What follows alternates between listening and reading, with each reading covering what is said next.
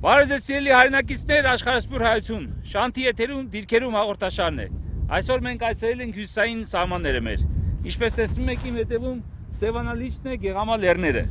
Շատերը պատկերացում չունեն նույնիսկ, որ Սևանը այսքան մոտ է գտնվում մեր սահմաններին։ Այստեղ արդեն շատ ցուրտ է, ձմեռային պայմաններ են, ձյունը մոտավորապես կես մետրից ավել արդեն նստած է։ Պայմանները իհարկե դժվար են, քամիները սառը, բայց տղաներին դա չի խանգարում իրենց ծառայությունը անցկացնելու գերազանց։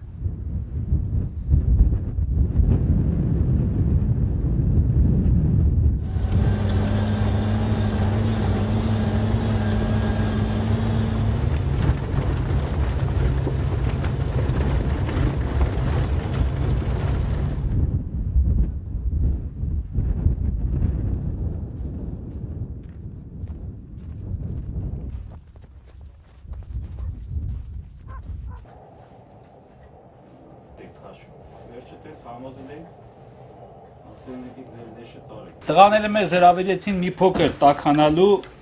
տաք թեյով հյուրասիրեցին եւ իհարկե բանակի ուտեստով։ Ես առաջի անգամ եմ փորձում, ուզում եմ անպայման այս մասին խոսել, փորձեցի, ուրեմն շոկոլադ է, խնդրեմ։ Հատուկ բանակի համար է արտադրվում եւ ինձ ինչը զարմացրեց որակը, բավականին բարձր որակի շոկոլադ էր, փորձեցի շատ համով է դուրս եկավ, ասեցի անպայման պետք է այս մասին ասեմ, իրոք մաքուր շատ լավ շոկոլադ է եւ իհարկե ջեմերը, մուրաբաները, թեյը ամեն ինչն էլ շատ համեղ է, մանավանդ որ այդ խմում ես եւ ուտում ես պոստերում։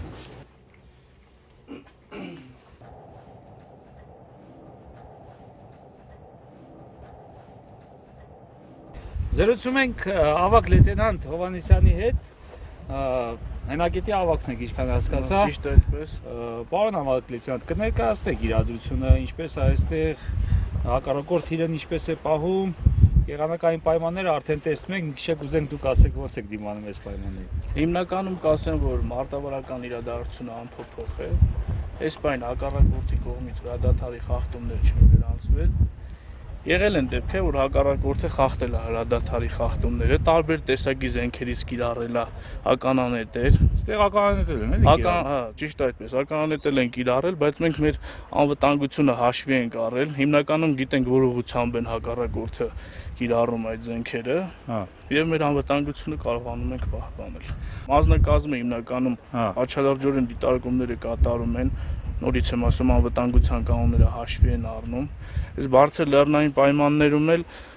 ճիշտ է, ձմեռը շատ ցուրտ է լինում, բայց զինվորները, պայմանագրային զինծառայողները ապահովված են ամեն տեսակի ցրտից պահպանվելու համար, ամեն ինչով ապահովված են, մեծ ուշադրություն ենք դարձնում այդ ցրտահարվելու վտանգին, հասկանալի է։ Դե այս քամիներն են շատ ուժեղ, ինչքան ասի ես տեսա, որ քամիները եւ այս ցուրտը իհարկե իրար հետ վտանգավոր են ցրտահարության համար։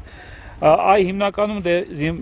ծառայողները պայմանագրային են այստեղ, ոչ թե հիմնականում, այստեղ 100% պայմանագրայիններ են։ Իրենք հասկանալի է, որ գիտակցելով եւ ծանոթ լինելով տեղանքին են ծանոթ, ինչքան հասկացա, հիմնականում շատերը հենց այս տարածքներից տեղաբնիկներն են հիմնականում։ Իրենք իրենց գործը գիտեն, տեղանքին տիրապետում են։ Շատ նորմալ իրենց ծառայությունը կազմակերպում են։ Եթե զինվորը իմանում է իր տեղանքը, շատ հեշտությամբ ինքը կարողանում է հակառակորդին էլ դիտարկում կատարել։ Ու հակառակորդի բոլոր շարժերը հիմնականում մենք գիտենք։ Իսկ կողմերը գիտենք։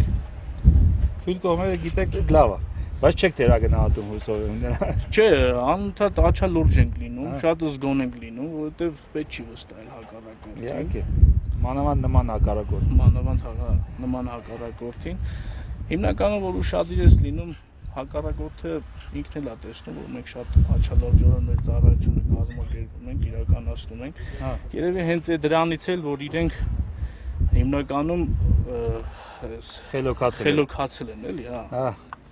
Իսկ հարկ եղած դեպքում պատասխանը տրվում է իրանց, որ հարկ եղած դեպքում պարտադիր մենք զեկուցում ենք վերադաս հրամանատարությանը եւ պատասխանը տալիս ենք։ Ամենացուրտը ինչքան է լինում, պարոն լեյտենանտ։ Հիմա այս պահին մինչև -20 լինում է գիշերները, բայց ձմեռը ընդհանուր 30 Միջև կհասնի ցուրտ։ Միջև 30։ Միջև 30-35 կհասնի, շատ ցուրտ։ Քամին։ Մանավանդ բարձր, ավելի բարձր լեռնային հիմա դիրքեր ունենք այս բան, որ ավելի ցուրտ է լինում ու շատ ուժեղ քամիներ է լինում։ Բայց մեր տղաները նորից իրենց ծառայությունը նորմալ կազմակերպում են։ Եթե պետք է լինում գրաֆիկը ավելի այդ ցուրտ լինելու պատճառով, զինվորների փոփոխությունը ավելի շուտ ենք իրականացնում։ Հասկանալի է։ Որպեսզի ծրտահարության եւ հիվանդանալու դեպքեր չի։ Պարտադիր մեծ ուշադրություն ենք դարձնում։ Շնորհակալություն պարոն Ավագ լեյտենանտ, բարի ծառայություն ձեզ։ Շնորհակալ եմ։ Ձեզ զինվորների հետ զրուցենք, ինձ միշտ հետաքրքրում է պայմանագրային զինծառայողների հետ զրույցները, որտեղ ամեն անգամ ուզում եմ հասկանալ արդյոք ինչն է նրանց դրդում, որ իրենք կամավոր գալիս են այսպես դժվար ու ծանր։ Հիմնականում ասեմ, քանի որ ասեցինք, որ զինծառայողները մեր տարածքի հիմնականում գյուղերից են,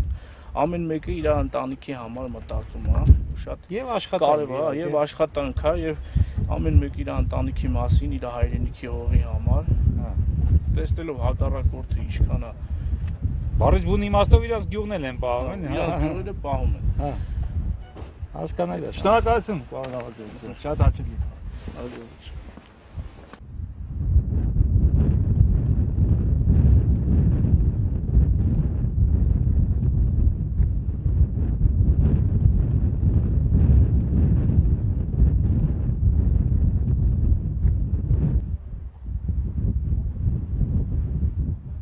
Մարտական դիրքում հանդիպեցինք կրսեր Սերժանտ Ամյանին, ով դիտարկում է իրականացնում, մի քանի րոպեով շատ կարճ կզբաղեցնենք նրան, մինչև իր ընկերը շարունակում է դիտարկումը։ Պարոն կրսեր Սերժանտ,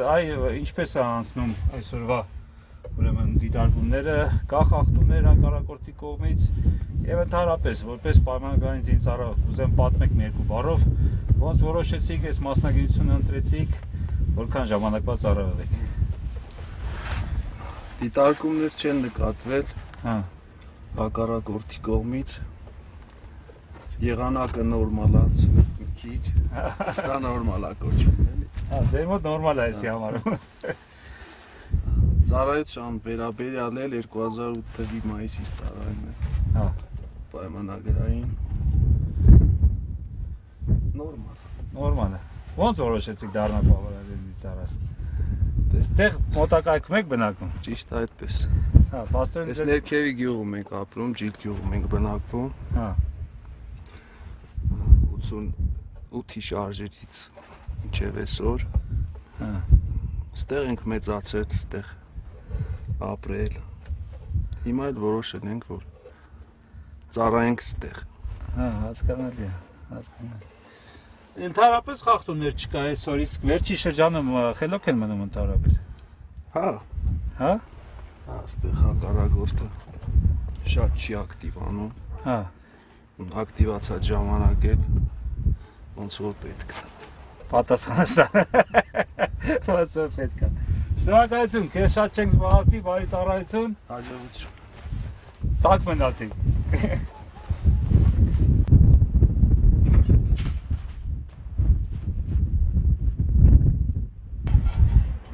Շատ դուր եկավ խրամատների, այստեղ ամրոցի նման պինդ խրամատներ են սարկած։ Տեսնում եք պատերը ինչ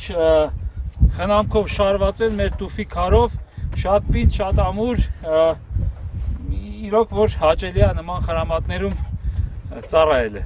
Մոտենանք մեր տղաներից եւս մի քանիսի հետ զրուցենք։ Բայոր, ոնց ես։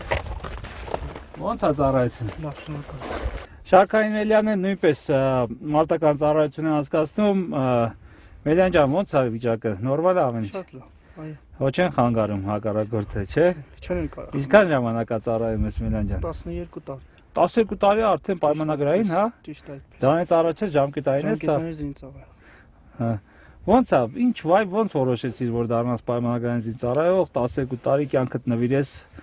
մեր հայոց աշխարհի պաշտպանությանը։ Նախ ասեմ, որ շատ եմ իմ հայրենիքը, շատ եմ նվիրված իմ հայրենիքին, հետո էլ բնակում եմ այս մոտակա գյուղում, հաշվի առնելով մեր այս իրադրությունը, սիրելով իմ հայրենիքը, որոշեցի ծառայեմ հայրենիքիս։ Ոնց է անցնում, դուրս գալիս եք ծառայել։ Ճիշտ այդպես, շատ լավ։ Շատ լավ։ Այ հակառակորդը այսքան մոտ է գտնվում եւ քո տունը, քո ընտանիքը ամուսնացած ես, երեխաներ ունես։ Փաստորեն քո երեխաները, քո կինը, քո մայրը, քո ընտանիքը ոնց որ ասած հենց գտնվում են քո թիկունքում։ Եվ այ ուզում եմ այդ զգացումը ոնց է որ պահում ես ոչ միայն քո ընտանիքը, դու պահում ես նաև իմ ընտանիքը։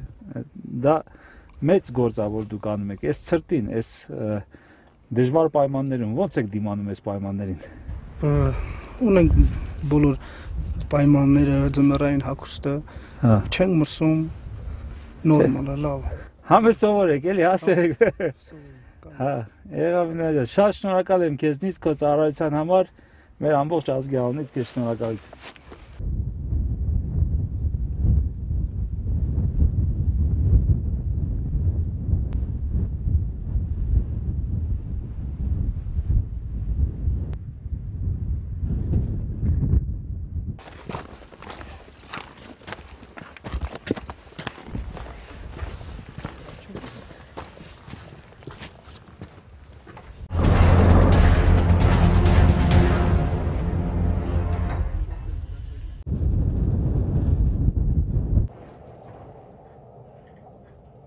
Այս ցրտին ոնց եք դիմանում տղեկ ջան։ Ես շատ երկար դուրս չմնացի, դա համար որոշեցի ձեր հետ ներսը խոսամ։ Սովորել ենք արդեն։ Հա, սովորել։ Ջրի հարցը ոնց եք լուծում։ Ստեղ է սարի վրա ջուրը հասնում է։ Աղբյուր ունենք ջրով ապահոված ենք։ Հա, աղբյուր կա ստեղ ջրով ապահոված են։ Իսկ այդ ահավոր բքերին տեսա որ հիմա արդեն տենց քամի կա եւ այդ ձունը այնտեղ տեղեր կար լավ խորներ։ Լինում են այնց որ չկարողանան թեկուզ հացը հասցնեն ձեզ կամ ինչ որ ձև։ Այսքան ժամանակ չի եղել որ հացը չկարողա հասցնել։ Բայց շատ ծանր եղանակի ժամանակ ինչ է։ Ձերով են բերում։ Ձերով բերում են։ Հա, ձեր տղեկը ձերով բերում ձեզ հաց են հասցնում էլի, հա։ Այսինքն դուք ձեր բոլոր բաները լուծել եք, հարցերը լուծել եք, էլի, հա։ Խնդիր չկա։ Բոլորը ժամկետային ծառայել եք, չէ՞ միջև։ Հա։ Այս շրջանից եք ստեղ մոտերքում եք ապրում։ Հա։ Հա։ Դա նորմալ է ստեղ վիճակ։ Նորմալ մի քիչ կրակոցներ բան անկանոն, բայց դե ուշադրություն չենք դարձնում էլի։ Հելնում են գորգռում են։ Հա։ Իրանց Դե իրանց նման պարապ չենք, դե որ մենք իրար պատասխանենք։ Գորգորոստերին, հա։ Լավ ինչ են գորգորում, ինչ են դուրս գալի գորգորում, որ ինչա դրանց ասած ուզածը ինչա գոնեք հասկանեմ եք։ Սրտից մտից գորգռում են էլի։ Հա։ Բաղում են էլի։ Անգորս մարդիկ են։ Հա, ասմա հայերենն են, հա, մեկ-մեկ ձա բաներ գորգորում։ Հա։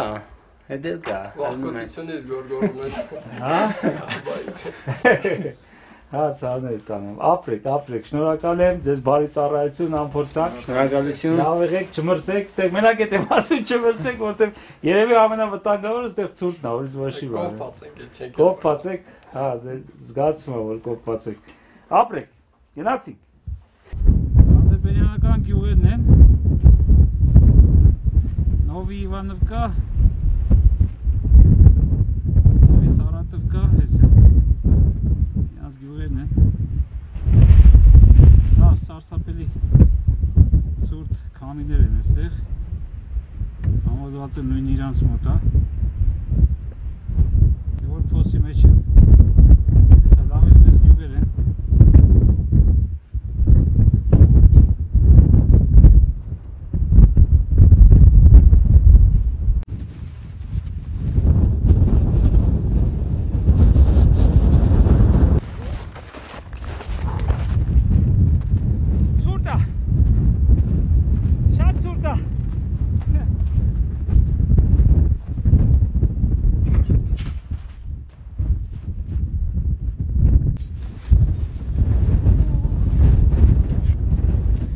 Դիրքեր այցելության ամենահետաքրքիր մասերից մեկը նաև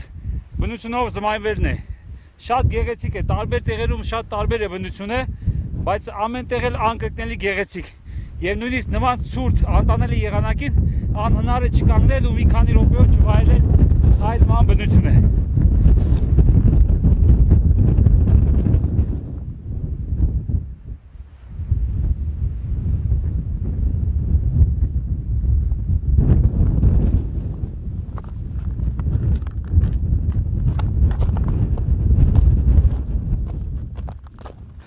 Այսօր մենք ավելի բարձրադիր դիրքերում ենք, սարսափելի բուքու բորանը դուրս է, այսպես ասած, սառնամանիկ։ Դե իմ համար դա սառնամանիկ է, տղաները սովորեն։ Զրուցում ենք ուրեմն մայոր Ավետիսյանի եւ կրսեսերժանտ Տրուզյանի հետ։ Մայոր Ավետիսյանը դեր Արցախյան պատերազմի ժամանակվանից ծառայում է, հա, ինչքան ես գիտեմ, ծառայել եք եւ ժամկետայինների հետ եւ հիմա ծառայում եք պայմանագրայինների հետ։ Պարոն մայոր, այ հետաքրքիր է, կարգապահության մասով խնդիրներ կան, ասում են, որ մի քիչ ավելի դժվար է պայմանագրայինների հետ, քան թե ժամկետայինների հետ, կա նման բան, ժամկետայինների ու պայմանագրայինների ծառայության մեջ կարգապահության ինչ-որ խնդիրներ կա, տարբերություն կա։ Տարբերություն կա, բայց դե ասենք ոչ այդքան շատ, որ ասես շատ է, ուղղակի դրանք, որ ասենք երիտասարդներ են այդքան, ասենք չեն ամեն չեն բռնում, ընկալում, բանանում, միշտ մի քիչ բանանում, իսկ պայմանագրայինները լրիվ հասուն մարդիկ են, ընտանիքի տղաներ են, սա ընկալում են ինչ-որ առաջ։ Հա, պայմանագրայինները մի քիչ համատած հեշտ է։ Ժամկետայիններից։ Մեր ժամկետային տղերքը ապացուցեցին, որ իրանք հզոր տղաներ են ապրիլյան պատերազմի ժամանակ։ Նման ժամանակներ բոլորն էլ ապացուցում են, որ շատ ուժեղ են ու անեն, դա իհարկե հպարտանում ենք իրենց հովա։ Հա, Կրսեսերժան, դու ես քո ղեկավարությունից, քո ծառայությունից ո՞նց է ասնում, որպես պայմանագրային։ Շատ լավ ասնում, շատ գոհ եմ վերադասարանատվությունից իրաց ցույց տված վերաբերմունքից սաղի շատ գոհ ենք, շնորհակալ ենք ամեն ինչ ժամանակին հասցնում են, բերում են, ինչ-որ խնդիրանում օգնում են, առաջադիմում են։ Հա, շատ հաճելի է տեսնել, որ տրամադրությունները բարձրաբոների մոտ, հա։ Շուտով ես պատկերացնում նոր տարին էստեղ ոնց եք կասկածում, շուտով ոնց կասկածեք։ Գնանք զրուցենք մի քանի մեր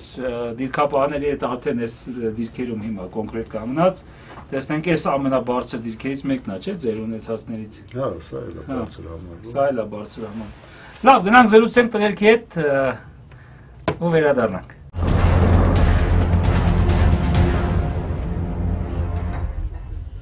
Դիրքի հավաքովայցանի մենք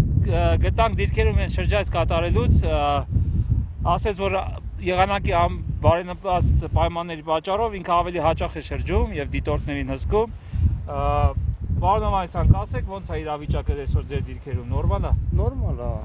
Խախտումներ գրանցվել է այս։ Խախտումներ չի գրանցվել, ասենք հակառակորդի կողմից։ Եղել է ինժեներական աշխատանքներ կատարել են, դա գրանցվել է ուզեկցությունը վերադասին։ Հա։ Ընդհանուր նորմալ է, ալի ծառայությունը, ասենք չկա տես ինչ-որ մի բաներ։ Խնդիրներ չկա։ Խնդիրներ չկա։ Ո՞եք ձեր անձնակազմից, լավ են ծառայողները, լավ։ Դիպուկ կրակող զինվորներ ունեք, ոնց է։ Ունենք, ոչ չունենք, լավ գնդացրորդ ունենք, որ մեր կրակելը իրար իսկի պետք է չկար, ինքը մենակ ելիք ամենից։ Լավն է գնդացրորդը։ Շատ ընդիր է, հոյակապ է։ Այստեղ է գտնում, կարող ենք իրար հետ զրուցենք։ Կարող ենք, ոչ չենք կարող։ Կարող ենք գտնենք իրար կողոսենք։ Ոչ չենք կարող։ Դե գնանք տեսնենք գնդացրորդի հետ ծանոթանանք,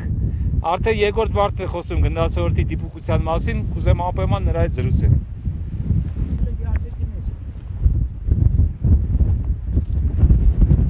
Դիրքի հավաքի հետ զրուցում էինք, ինքը պատմեց իրենց գնդացրորդի մասին, գնդացրորդ Մակարյանը, հերիք չի, որ մենք բարձրադիր դիրքերում ենք, ինքն էլ շատ ավելի բարձրադիր է, այն ֆիլմի նման, աշխարհապետի նման, բոյով մեր այսպես տեսքով տղաներից է։ Մակարյանը ասեցին, որ իր գնդացրով ամեն փամփուշտը խոսում է թիրախը, որ ճիշտ են ասում Մակարյան։ Հա, ճիշտ են ասում։ Երբ ես գնում մասնակցես բամրցույթներին։ Երբ որ հրավիր են։ Երբ որ հրավիր են, հենց այս գնդացրով ես կարող խոսես բոլոր թիրախները։ Այո։ Բայց առիթ եղել է դեր, որ հակառակորդի հետ ինչ որ խնդիր լինի ու դու օգտագործես։ Առիթ եղել է լրացնելու համար օգտագործել ենք լրել։ Հա, Պարզ է թե դու տիրախ խոսում ես, օգտագործում ես պարզա, որ պետք է լրաս իրեն։ Ո՞նց է ծառայությունը այդ վերևներում։ Շատ լավ։ Ես հպարտանում եմ իհարկե նման զինվորների համար, որ հերիք չի ինքը պայմանագրային եկել ծառայում է, այլ նաև կարգապահությունից բացի նաև շատ լավ ուրեմն գնդացրորդ է եւ իրոք դիպուկ կրակոցները շատ պետքական են դիրքերում, քանի որ փամփուշտների եւ ոչ թե բանջարների խնայողության մասին խոսում, այլ արագ թշնամուն լրացնելու համար եւ ճիշտ է ասում Մակարյանը, որ իր աշխատանքից հետո թշնամին շատ արագ լռում է։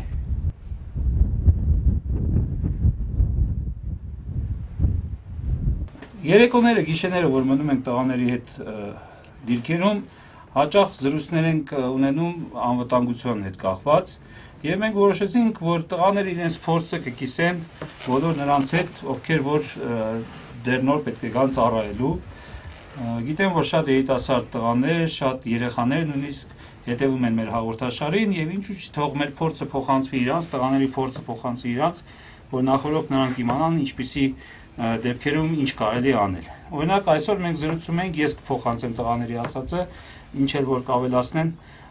զրուցում ենք նման լեռնային ձյունոտ պայմաններում, եթե ասենք մոլորվել ես եւ ստիպված ես գիշերը անցկացնել լեռներում։ Ես հիշում եմ մի դեպք 2000 թվականներին ավելի շուտ նույնիսկ 90-ական թվականների վերջերում էր, երբ մեր զինվորները մոլորվել էին, գիշերը մնացել էին սարերում եւ նրանք գնացել ու ընտրել էին սարերի մեջ մի տեղ, որտեղ ձյուն չկար։ Տղերքը ասեցին եւ ես էլ գիտեի դա վաղուց, որ դա փաստորեն ամենամեծ սխալն է, որ պատճառը դու ասա, ինչն է դրա պատճառը, թե ավելի շուտ է ցրտարում, քան ձնի մեջ, կարելի է այդ ձնի մեջ փոսփորել մտնել ձնի մեջ, դա ավելի տաքան քան թե 4 տեղը, դա ավելի շատ է պաշտպանվում ցրտից, քան ձուն չեղած տարածքում։ Եթե սարում ամբողջ 4 կողմը ձուն է եւ այդտեղ ձուն չկա, նշանակում է այդ ամենաուժեղ քամին այդտեղ է։ Այսինքն այդտեղ, եթե դու փորձում ես ինչա թե ձուն չկա, այլ 4 տեղ ես փորձում պարկել, որպեսզի գիշերը անցկացնես, համարյա հաստատ իմացեք, որ ցրտահարվելու եք, որտեղ այդտեղ ամենաշատ քամիներն են եւ հենց քամիների պատճառով է, որ ձուն չկա։ Քանի որ սարերը եթե ձյունապատ են, ուրեմն ամեն տեղ պետք է ձյուն լինի, եթե չկա, ուրեմն քամին է քշում։ Ուրեմն տղաներ ջան, իմացանք, որ այսուհետ եթե ասված մի արասե, դուք հայտնում եք նման իրավիճակում, ավելի լավ է գտնեն խորը ձյան մեջ փոսփորել, այնպես որպեսզի իհարկե շնչայեղ չլինեք, թողում եք որևէ անցք, մտնում եք ձյան մեջ եւ ուրեմն փորձում եք պաշտպանում եք քամուց եւ ցրտից եւ ձեր մարմնի ջերմաստիճանն էլ եթե մի քանի հոգով ըլնեք իրար հետ ուրեմն կուչ գաք ու գիշերը կարող եք հանգիստ անցկացնել։ Եթե մեքենայով եք եւ մեքենան փչացել է եւ ճանապարհին եք մնացել լեռնային պայմաններում, եղել են կրկին դեպքեր եղել են, որ մեքենան թողել են, փորձել են ոտով հասնել տեղ, հաստատ հիշեք, որ ձեր հետևից գալու են։ Եվ ձեզ հայտնաբերել մեքենայով շատ ավելի հեշտ եւ արագ կլինի, քան թե երբ որ չէ, տղեկ, ասենք մեքենան թողել արդեն դժվար կլինի։ Դա մեկ, երկրորդը հիշեք, որ ամենավերջում դուք կարող եք մեքենան թեկուզ մեքենան արելով ինչ որ ջերմություն ստեղծել, որպեսզի կարողանաք, հա, եւ ձեր տեղը տեսանել լինի գիշերով եւ դուք էլ ուրեմն տաքությունից մեքենան մի անվադողեր ունի տարբեր մասեր, որ կարելի է վառել, որով տաքանալ կամ էլ հենց մեքենայի մեջ ինչ որ ձև պաշտպանվել ցրտից։ Այս երկուսը չեմ ուզում շատացնեմ, մեր տղեկից մեկը մառախուղի մասին էր խոսում։ Ես կուզեի մի հատ խորհուրդ տայի մեր ապագա զինվորներին, որ մառախուղի դեպքում մառախուղը սարերում շատ ալնում ու ավոր վտանգավոր է, քանի որ կարող է ճամփը շեղելը վլնես Թուրքի տարածքում։